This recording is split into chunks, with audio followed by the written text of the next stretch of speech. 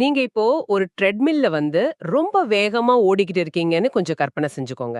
மூச்சு இரைக்குது, வியர்வை வழியுது. இன்னும் கொஞ்சம் வேகமா ஓடினா நம்ம நெனைச்ச இடத்த அடைஞ்சிடலாம் அப்படின்னு தொடர்ந்து ஓடுறீங்க. ஆமா, நாம நிஜ வாழ்க்கையில செய்யறதும் அதுதான். கண்டிப்பா. புதிய புத்தகங்களை படிக்கிறீங்க, தியானம் பண்றீங்க, உங்கள நீங்களே டெவலப் பண்ணிக்க பல பயிற்சிகளை செய்றீங்க. ஆனா, நிதர்சனமான உண்மை என்னன்னா, நீங்க 1 இன்ச் கூட நகரல. அதே இடத்துல தான் நிக்கிறீங்க. ரொம்ப சரியான உதாரணம் இது. நம்மள் பெரும்பாலோர் நிம்மதியும் சந்தோஷத்தையும் இப்படித்தான் தேடிக்கிட்டு இருக்கோம். அதத்தான் நம்ம இன்னைக்கு பேசப் போறோம். நம்மை நாமே சரி செய்ய அல்லது மேம்படுத்த நினைக்கும் அந்த தேடல் தான் நமது துன்பத்தின் ஆணிவேர் அப்படின்னு யாராவது சொன்னா எப்படி இருக்கும்? அது கேட்கவே கொஞ்சம் அதிர்ச்சியா தான் இருக்கும். ஆமா. இன்றைய அலசல்ல நாம பார்க்க போறது கங்காஜி எழுதிய தி டைமண்ட் இன் யோர் பாக்கெட் அப்படிங்கிற ஒரு மிக ஆழமான புத்தகத்தை பற்றி தான். நாம தேடி அலையும் அந்த அமைதி வேற எங்கும் இல்ல, அது ஏற்கனவே நம்ம பாக்கெட்ல தான் இருக்கு அப்படிங்கிற உண்மையை நோக்கி தான் இன்னைக்கு நாம பயணிக்க போறோம். அந்த ட்ரெட்மில் உதாரணம் இங்க மிக கச்சிதமா பொருந்துது. ஏன்னா, மனிதர்களாகிய நாம எப்பவுமே ஒரு விதமான தேடல் மனநிலையில, அதாவது ஒரு சீக்கிங் மோட்ல தான் இருக்கும். எப்பவுமே எதையாவது தேடிக்கிட்டே இருக்கிறது நம்ம இயல்பாயிடுச்சு இல்லையா? சரியா சொன்னீங்க. கங்காஜியின் இந்த புத்தகம் நீங்க தேடுவதை எப்படி அடைவது அப்படின்னு வழிகாட்டும் வழக்கமான ஒரு சுயமுன்னேற்ற புத்தகம் கிடையாது. மாறாக, நீங்க ஏன் முதல்ல தேடிக்கிட்டு இருக்கீங்க அப்படிங்கிற அடிப்படையான கேள்வியை இது எழுப்புது. ஓ, அப்போ பிரச்சனையின் ஆணிவேருக்கே போறாங்க. முழுமை நமக்குள்ள எந்த அளவுக்கு ஆழமா புதைஞ்சிருக்கு அப்படிங்கறதையும், நம்ம அன்றாட அதிருப்திகளுக்கு மூல காரணம் என்ன அப்படிங்கறதையும் இது உளவியல் ரீதியாகவும் தத்துவ ரீதியாகவும் அலசுது. ஆனா ஒரு நிமிஷம், ஒரு மனிதனா ஆசைகள் இருக்கிறதும் நம்மை நாமே மேம்படுத்திக் கொள்ள நினைப்பதும் முற்றிலும் இயல்பான ஒண்ணுதானே? அது இயல்புதான். மனிதன் இவ்வளவு தூரம் பரிணாம வளர்ச்சியில வந்ததற்கு காரணமே அவனுக்குள் இருந்த அந்த அதிருப்தியும் தேடலும் தானே. அப்படி இருக்கும்போது நம்ம குணாதிசயங்களை, அதாவது நம்ம பர்சனாலிட்டியை மெருகேற்றுவதற்காக உழைப்பதில் என்ன தவறு இருக்க முடியும்? இது எப்படி நமக்கு துன்பத்தை தரும்? குணாதிசயங்களை மேம்படுத்திக் கொள்வதோ புதிய திறன்களை கற்றுக்கொள்வதோ கண்டிப்பா தவறில்ல. சிக்கல் எங்க ஆரம்பிக்குதுன்னா, நான் யார் அப்படிங்கிற கேள்விக்கு நான் என்னுடைய குணாதிசயங்கள் மட்டுமே அப்படின்னு நம்ம சுருக்கிக் கொள்ளும் போதுதான். ஓ, நம்ம அடையாளங்களை மட்டுமே நாமன்னு நம்புறது. எக்ஸாக்ட்லி. இதத்தான் ஈகோ அப்படின்னு சொல்றோம். ஈகோ என்ற லத்தீன் வார்த்தைக்கு வெறுமனே நான் அப்படின்னு தான் அர்த்தம்.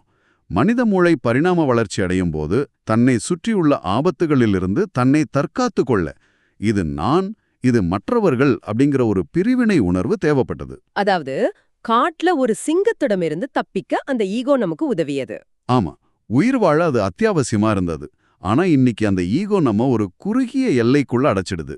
நான் இந்த உடல், நான் இந்த வேலை, நான் இந்த மனநிலை அப்படின்னு நாம முழுமையா நம்ப தொடங்கும்போது பிரபஞ்சத்தோட நமக்கு இருக்கும் அந்த ஆழமான தொடர்பு துண்டிக்கப்படுது. அந்த தனிமை உணர்வு தான் தேவையற்ற துன்பங்களுக்கும் நிரந்தரமான ஒரு அதிருப்திக்கும் காரணமாமைதுன்னு சொல்றீங்க. 100% உண்மை. அப்படி என்றால் நம்முடைய உண்மையான சுயம் என்பது இந்த ஈகோவுக்கும் குணாதிசயங்களுக்கும் அப்பாற்பட்ட ஒன்றா? அதை எப்படி புரிந்து கொள்வது? அதுக்காகத்தான் நாம தியானம், யோகான்னு எல்லாவற்றையும் தேடி ஓடுறோமா? இங்கதான் கங்காஜி ஒரு பெரிய முரண்பாட்டை, அதாவது ஒரு பாரடாக்ஸை சுட்டி காட்டுறாங்க. நாம புத்தியின் மூலம், அதாவது நம்ம மனதின் மூலம் உண்மையான சுயத்தை ஒருபோது புரிந்து கொள்ள முடியாது. ஏன் முடியாது? மனம் தானே நமக்கு எல்லாமே. ஏன்னா மனம் என்பது பிரச்சனைகளை தீர்ப்பதற்கான ஒரு கருவி. ஒரு கணித சூத்திரத்தை புரிந்து கொள்வதையோ அல்லது ஷூலேஸ் கட்ட கற்றுக்கொள்வதையோ போல உண்மையான சுயத்தை கத்துக்க முடியாது. அதாவது ஒரு விஷயத்த மனப்பாடம் பண்ற மாதிரி இதை பண்ண முடியாது. கண்டிப்பா முடியாது. நாம அமைதியை அடைவதற்காக இவ்வளவு காலம் மூச்சு திணற ஓடிக்கிட்டு இருக்கோமே, அந்த தேடலை முற்றிலுமாக நிறுத்த வேண்டும் அப்படின்னு கங்காஜி சொல்றாங்க. ஸ்டாப் த சர்ச் அப்படிங்கிறாங்க. தேடலை நிறுத்துவதா? இதை கேட்கும் போதே எனக்குள்ளுக்குள்ள ஒரு பெரிய எதிர்ப்பு எழுகிறதே. அது சாதாரண மனித இயல்புதான். மனித மனம் எப்போதுமே அடுத்தது என்ன அப்படின்னு யோசிக்க கூடியது. திடீர்னு எல்லாவற்றையும் நிறுத்திட்டா வாழ்க்கையில ஒரு அர்த்தமே இல்லாம போய்விடாதா? ஒரு விதமான மரண பயம் வருதே. நீங்க சொல்ற அந்த மரண பயம் வருவது மிக இயல்பானது. அதற்கு காரணம், நம்ம மனதிற்கு எதையாவது பற்றி கொண்டிருக்க வேண்டும். ஒரு பிரச்சனை இல்லைன்னா மனதிற்கு வேலையே இல்ல. ஆமா, சும்மா இருக்க விடாது நம்ம மனம். அதனால அதுவே கற்பனையாக ஒரு பிரச்சனையை உருவாக்கி அதை தீர்ப்பதற்கான தேடலை தொடங்கிவிடும். எங்கு சென்றடைய வேண்டும் என்று இவ்வளவு காலமாக ஓடுகிறோமோ, அந்த ஓட்டத்தை திடீரென்று நிறுத்தும்போது நான் என்ற அந்த ஈகோவிற்கு தன் அழிவு வந்துவிட்டதோ என்ற மரண பயம் ஏற்படுது. அந்த ஈகோ தன்னை தற்காத்துக்க போராடுது. சரியா பிடிச்சிட்டீங்க.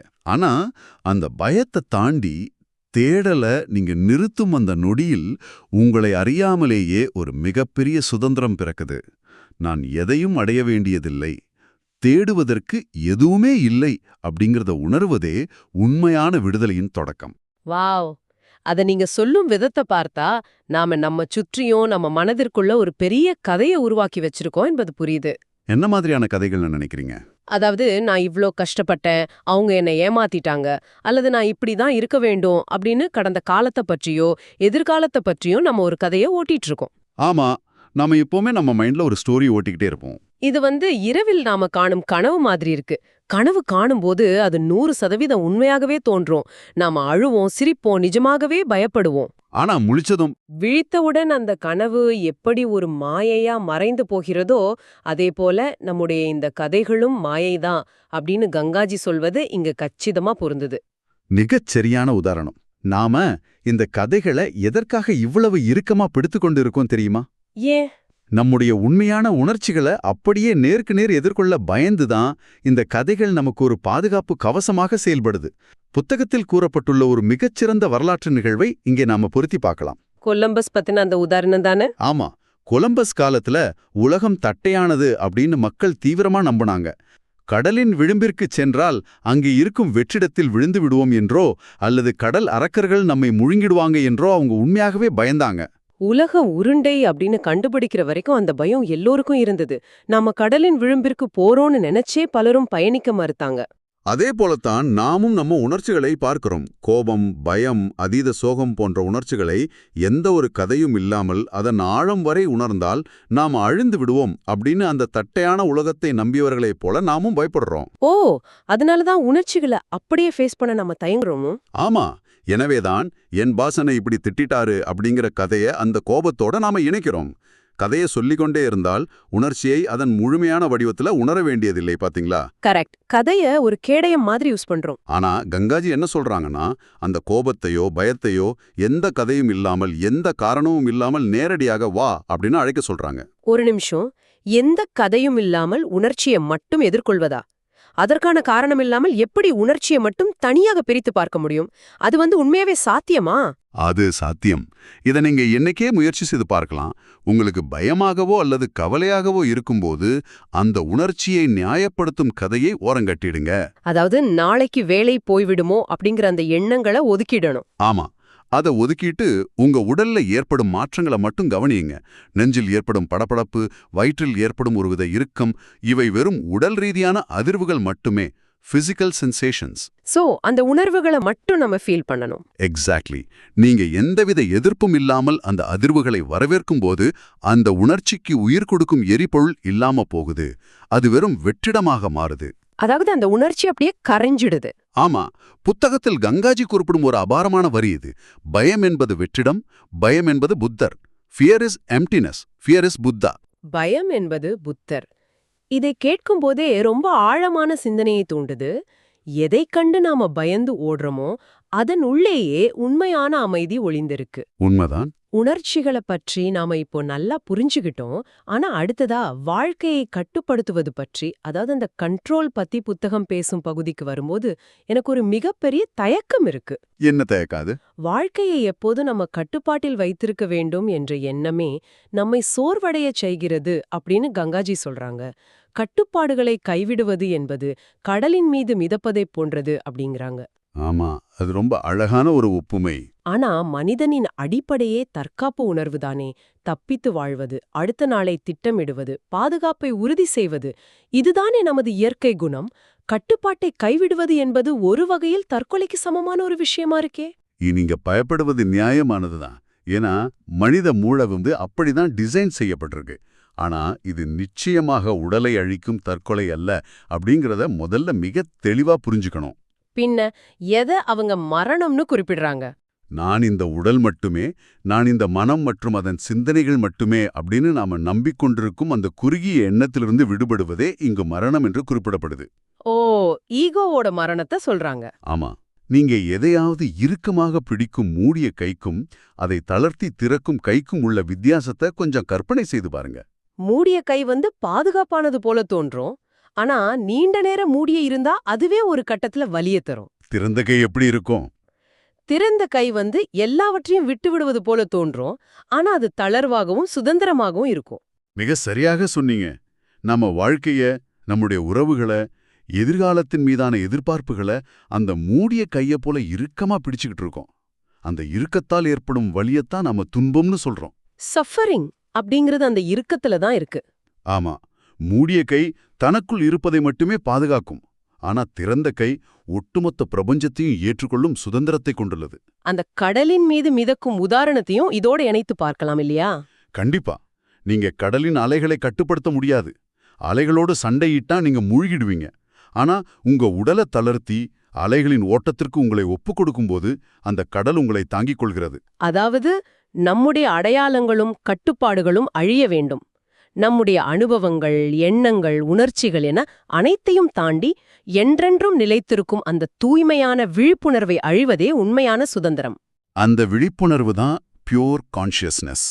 ஆனா பாதுகாப்பான எந்தவித சவாலும் இல்லாத சௌகரியமான வாழ்க்கையை தேடுபவர்களுக்கானது அல்ல இந்த விடுதலை என்பதையும் புத்தகம் அழுத்தம் திருத்தமாக பதிவு செய்யுது. மரணம் என்பது உடலின் முடிவு. ஆனா நாம வெறும் உடல் அல்ல. ஆமா, அந்த விழிப்புணர்வு மரணமற்றது. இத உயிரோடு இருக்கும்போதே உணர்வதுதான் விடுதலையின் உச்சம் அப்படின்னு சொல்றாங்க. சரியா சொன்னீங்க. இது ஒரு அறிவுபூர்வமான புரிதல் மட்டுமல்ல, இது ஒரு ஆழமான அனுபவம். இந்த அனுபவத்தை அன்றாட வாழ்வில் எப்படி செயல்படுத்துவது என்பதுதான் அடுத்த முக்கியமான கேள்வி. ஆமா, அததான் நான் இப்ப கேட்க நினைச்சேன். இவ்ளோ ஆழமான தத்துவங்களை நடைமுறை வாழ்க்கையில, குறிப்பா நம்மை மிகவும் காயப்படுத்திய உறவுகள்ல எப்படி பயன்படுத்துவது? இது ரொம்ப முக்கியமான ஒரு கேள்வி. தொலைபேசியில கால் பண்றாங்க. அவங்க தாய் ஒரு குடிகாரர். பல நேரங்கள்ல கங்காஜியிடம் மிக கொடூரமாக நடந்துகிட்டவங்க. ஆமா, ரொம்ப ஒரு அபியூசிவான ரிலேஷன்ஷிப் அது. ஆனா கங்காஜி எந்த விதமான காழ்ப்புணர்ச்சியும் இல்லாம, நீங்க ஒரு சிறந்த தாய் அப்படின்னு முழு மனதோட சொல்றாங்க. அது அவங்க வாயிலிருந்து வரும்போது 100% உண்மையாக இருந்தது அப்படின்னு எழுதுறாங்க. இது படிக்கும்போது உங்க மனசுல என்ன தோணுச்சு? உளவியல் ரீதியாக இது எப்படி சாத்தியம்னு தோணுச்சு. தன்னை இவ்வளவு துன்புறுத்திய ஒருவர் இவ்ளோ ஆழமாக மன்னிக்க முடியுமா? இது ஒரு மிக சவாலான ஆனா ஆழமான உண்மையை பேசும் பகுதி. இங்கதான் விழிப்புணர்வும் உண்மையான மன்னிப்பும் ஒன்னா இணையுது. எப்படி இணையுது? பொதுவான மனித உளவியல் என்னன்னா, தப்பு செய்தவர்களை மன்னிக்க மறுப்பதில் நம்ம ஈகோவிற்கு ஒரு ரகசியமான சந்தோஷம் கிடைக்குது. ஓ, நாம பாதிக்கப்பட்டவங்க அப்படிங்கிற அந்த ஃபீலிங். ஆமா, ஆங்கிலத்தில் இதை பிளஷர் ஆஃப் ஈகோயிட் ரைச்சஸ்னஸ் அப்படின்னு சொல்லுவாங்க. நான் பாதிக்கப்பட்டவன், நீ தவறு செய்தவன் அப்படிங்கிற அந்த அகந்தையின் சுகம் அது. மூளைக்கு பாதிக்கப்பட்டவன் அப்படிங்கிற அடையாளம் ஒரு விசித்திரமான பாதுகாப்பை கொடுக்குது. ஏன்னா அதுல நமக்கு எந்த பொறுப்பும் இல்ல, நம்மை நாமே நியாயப்படுத்திக் கொள்ள ஒரு காரணம் கிடைச்சிடுது இல்லையா? எக்ஸாக்ட்லி. தப்பு முழுக்க அவங்க மேலன்னு சொல்லிக்கலாம். ஆமா, நாம அந்த வலியை பிடித்துக் கொண்டு அவங்களை தண்டிப்பதாக நினைத்து நம்மளையே நாம தண்டித்துக் கொள்கிறோம். ஒரு சூடான நிலக்கரியை கையில பிடிச்சுக்கிட்டு மற்றவர்கள் எரிய வேண்டும் அப்படின்னு நினைப்பதைப் போல. மிகச்சரியான உதாரணம். உண்மையான மன்னிப்பு என்பது மற்றவர்கள் செய்த தவறை நியாயப்படுத்துவதோ அல்லது அவர்களுக்காக செய்வதோ அல்ல. அது நமக்காக செய்வது. நமக்காகவா? ஆமா, அது நமக்குள் நடக்கும் கர்மாவை, அந்த வலியின் தொடர்ச்சியை முடிவுக்கு கொண்டு வர நாம செய்யும் செயல். இந்த முறை இது என்னோடு முடிந்து விடட்டும் என்ற மனநிலையை அடைவதுதான் உண்மையான மன்னிப்பு. இட் ஸ்டாப்ஸ் வித் மீ அப்படிங்கிற முடிவு. ஆமா, அந்த அகந்தையின் சுகத்தை விட்டுக் கொடுப்பதுதான் உண்மையான அமைதிக்கான விலை. கங்காஜி அந்த நிலக்கரியை கீழே போட்டாங்க. அந்த நொடியில் அவங்க தாய் ஒரு குடிகாரர் அப்படிங்கிற இந்த கதை மறைந்து போய் அங்கே தூய்மையான அன்பு மட்டுமே எஞ்சியிருந்தது. இது கேட்கவே ரொம்ப நெகிழ்ச்சியா இருக்கு. ஆனா எனக்கு ஒரு சந்தேகம். இந்த தெளிவு கிடைத்து விட்டால் அந்த உண்மையான அமைதி நிரந்தரமாக தங்கிவிடுமா? ஒருமுறை உணர்ந்து விட்டால் இனி எக்காலத்திலும் ஈகோ தலை தூக்காதா? அங்கேதான் விஜிலன்ஸ், அதாவது விழிப்புணர்வு அப்படிங்கிற மிகவும் அவசியமான ஒன்று தேவைப்படுது. கங்காஜியின் குருவான பாபாஜி அடிக்கடி சுட்டிக்காட்டும் ஒரு கதையுண்டு. அந்த சூஃபி கவிஞர் கபீர் பற்றிய கதைதானே? ஆமா, சிறந்த சூஃபி கவிஞரான கபீர் தனது வாழ்நாளில் வெறும் 15 வினாடிகள் மட்டுமே அந்த தூய்மையான உண்மையை, அந்த இறைநிலையை முழுமையாக உணர்ந்தார். வெறும் 15 செகண்ட்ஸ் தானா? ஆமா, ஆனா அந்த 15 வினாடி உணர்தலுக்காக தனது வாழ்நாள் முழுவதையும் விழிப்புணர்வோடு அதற்காகவே அர்ப்பணித்தார். வாவ், ஒரு வாழ்நாள் முழுவதுமான டெடிகேஷன். விழிப்புணர்வு என்பது ஒரு செயலை தொடர்ந்து செய்வதல்ல, அது நாம யார் என்ற உண்மையான விழிப்புணர்விலேயே நிலைத்திருப்பது. நம்முடைய ஈகோவும் எண்ணங்களும் மீண்டும் மீண்டும் நம்மை ஏமாற்றி பழைய கதைகளுக்குள் இழுக்க நினைக்கும். அந்த ஒவ்வொரு முறையும் நான் யார் அப்படின்னு மீண்டும் அந்த விழிப்புணர்விற்கு திரும்புவதுதான் உண்மையான ஆன்மீக பயணம் அப்படின்னு சொல்ல வர்றீங்க. சரியா சொன்னீங்க. இது ஒரு தொடர் பயணம். இது எதையோ தேடி ஓடும் பயணம் அல்ல, இருக்கும் இடத்திலேயே விழிப்போடு இருக்கும் ஒரு தொடர் பயிற்சி. நாம இந்த அலசலோட இறுதி பகுதிக்கு வந்துட்டோம். இதுவரையிலான நம்முடைய உரையாடலை தொகுத்து பார்த்தால், உண்மையான நிம்மதி என்பது எதிர்காலத்துல நாம ஏதோ ஒரு இலக்கை அடைந்த பிறகு கிடைக்கப் போகும் மாயையான பரிசு அல்ல. கண்டிப்பா இல்ல. இது இமயமலை உச்சியில போய் தவம் செய்வதால் கிடைப்பதில்லை. ஆமா, உங்க அன்றாட வாழ்வில் நீங்க இருக்கும் இதே இடத்தில் இப்போ நடக்கும் ஒரு சாதாரண விழிப்புணர்வு இது.